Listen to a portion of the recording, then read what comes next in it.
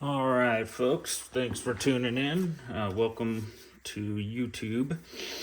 And wanted to do an interesting test on what's called, or what I've heard called brass relaxing or stress relieving. There was a post on Accurate Shooter back in 2013. Basically, I guess there was somebody who must have looked at some really old military ammo and saw cracks on the neck of the brass, and somehow, based on that, assumed that the reason why the brass cracked is because when it was sized and the bullet was seated, there was a lot of stress placed on the brass, and that over a period of I don't know how many years, the brass itself had to relieve itself of that stress, and it was basically, and so the brass moved, and it just so happened to have cracked based on the movement. So anyway, I think there was probably 5,000 other variables that could have affected that, rather than this alleged phenomenon that the brass is relaxing itself. Certainly, is that possible? Well, yeah. I mean, things in science and the universe, lots of things are possible. But it sounded interesting. And then I more recently, on some forums, have seen some talk about this, like, oh, after you size your brass, after a few days, once you go to measure it, you'll find your measurements are off a little bit. It's because the brass is relaxing, and someone even called it spring back or whatever. So I don't know. Either way, I thought, that's interesting because this has a practical application to it if that's true.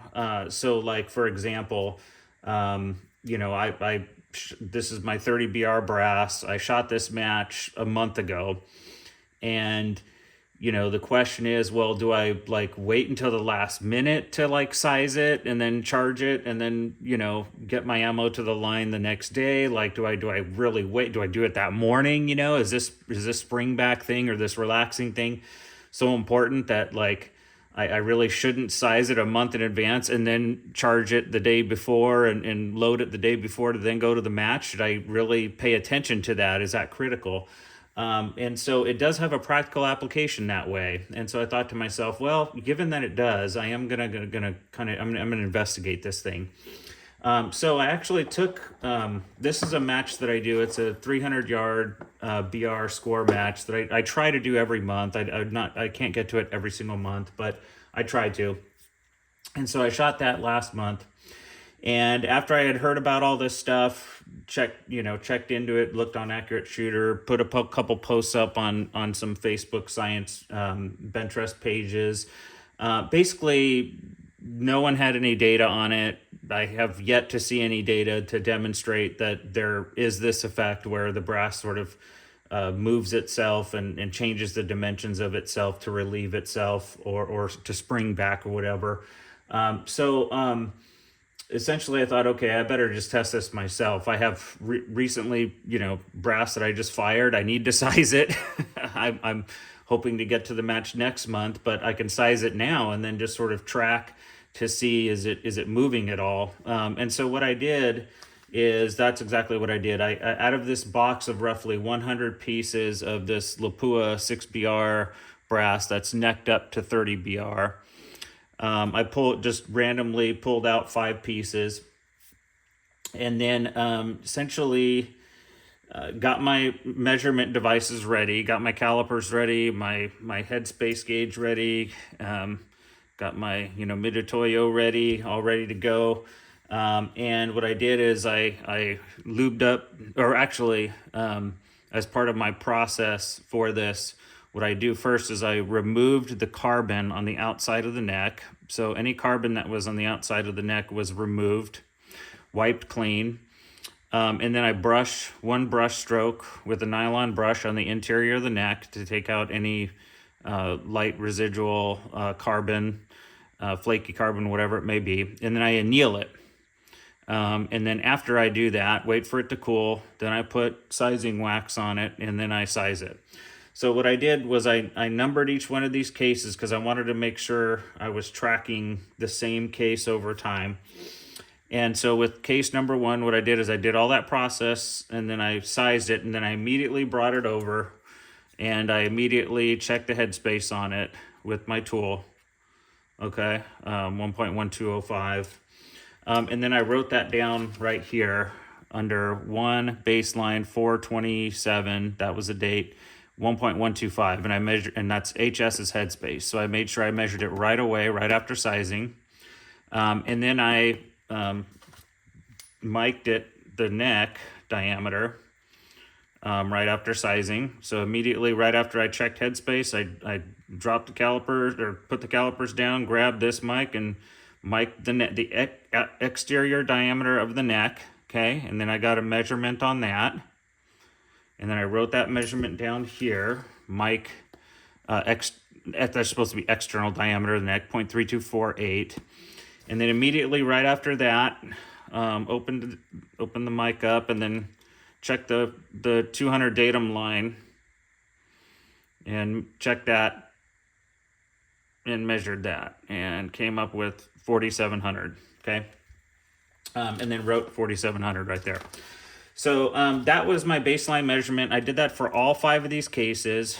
What I also did was, because here's another thing about taking these kinds of measurements with things with this sort of mic, taking a measurement here where, let's say, the number is facing me might be a little bit different than if I take the measurement with the number facing to the right.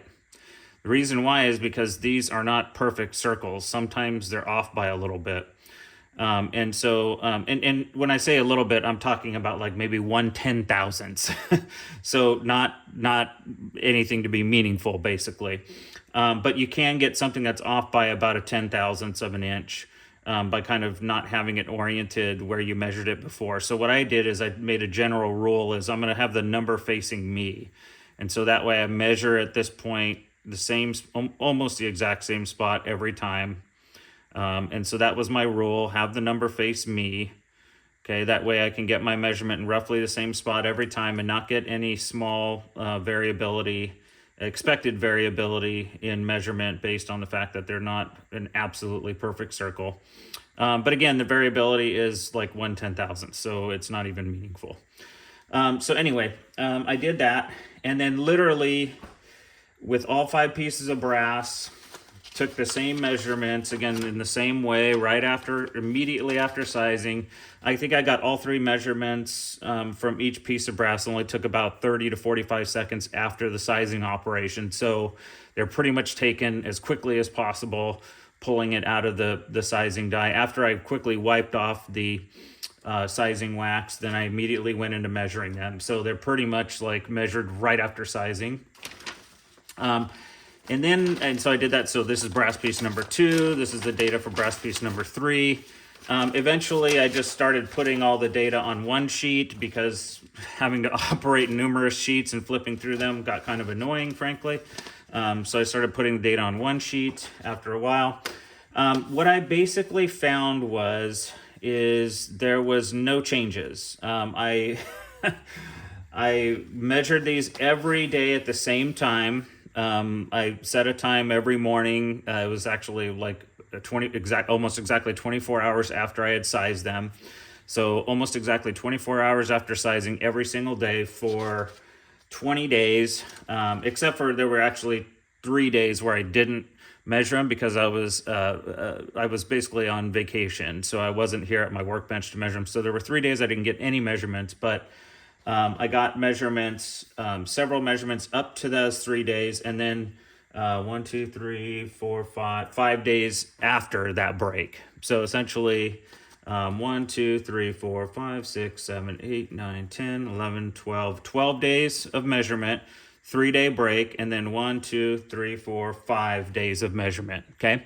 And so that makes 20 total days. So essentially from day 1 to day 20, none of the measured characteristics changed. So the headspace didn't change, the external neck diameter didn't change, and neither did the 200 datum line. All 3 of those measures for all 5 pieces of brass here did not change. They were essentially the same.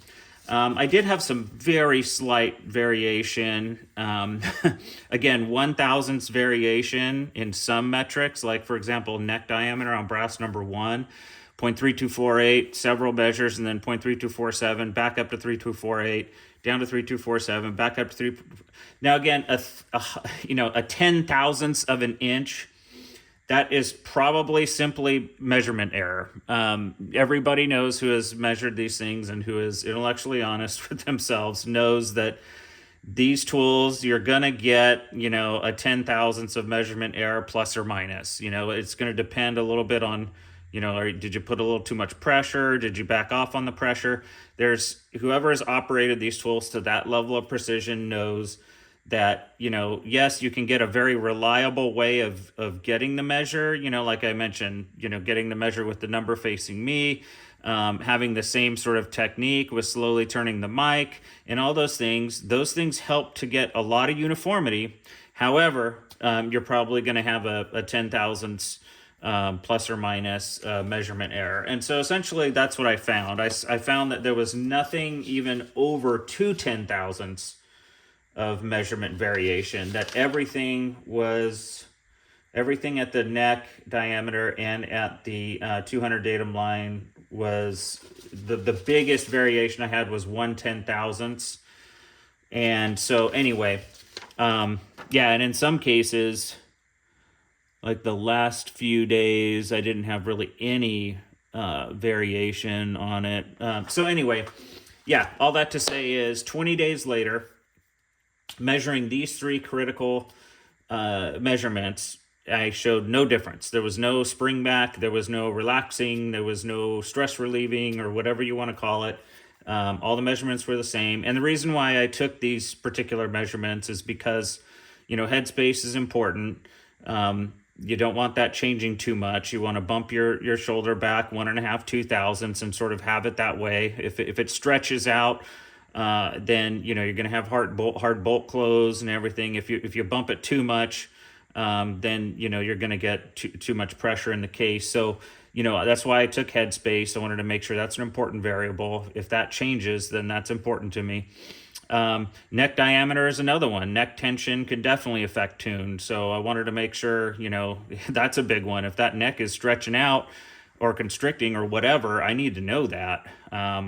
And then the 200 datum line is important because this is often where the brass is going to fit well in the chamber, or upon pulling the bolt up to extract the brass is going to click and make a hard extraction. So that was the reason why I chose that variable. So anyway, so I can't seem to find any evidence at this point that there is any kind of spring back or relaxing or stress relieving or whatever you want to call it going on with this brass. Pretty much right after sizing it, and then up to 20 days after, I'm seeing zero change in any of the pertinent measurements that I've taken. I have asked around quite a bit already who has done this kind of test, show me some data, and I'm getting crickets. So at this point, I'm just going to call it, myth busted. That, all this stuff about, stress relieving brass, moving around, and the measurements changing on particular relevant measurements, all that is just a myth at this point. So, but again, I'm open to hearing, let me know if do you have data, show me your data, show me your test methods. Would love to see it. I was contemplating continuing this test, maybe just doing measurements every week or so. So I might do that. I also have a set of 6 dasher brass that I just shot recently.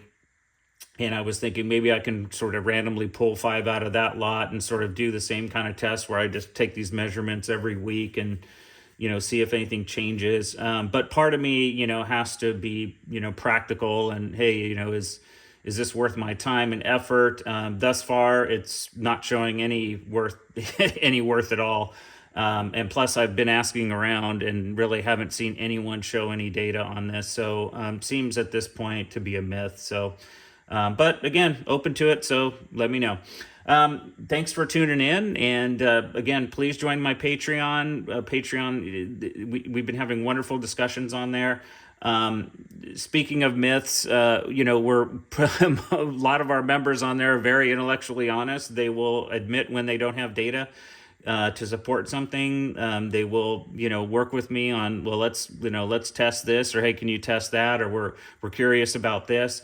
And so we're seeing a lot better interaction on the Patreon page than we do with these forums. With the forums, you see a lot of people just kind of saying, oh no, the brass does relieve itself, or we looked at military ammo from 80 years ago, and our conclusion based on that, despite the fact that there's probably 800 other explanations for it, is that the brass is relieving. So you get interesting and oddball stuff like that on all these different forums. So on the Patreon, though, we're not really seeing that. Right now we're seeing really good interaction, people who are very open to testing and seeing if these sort of things that have been said over time but have no data to support it are actual reality based, or are they just myths? So I encourage you to come on over there, because we're posting every day about stuff like this.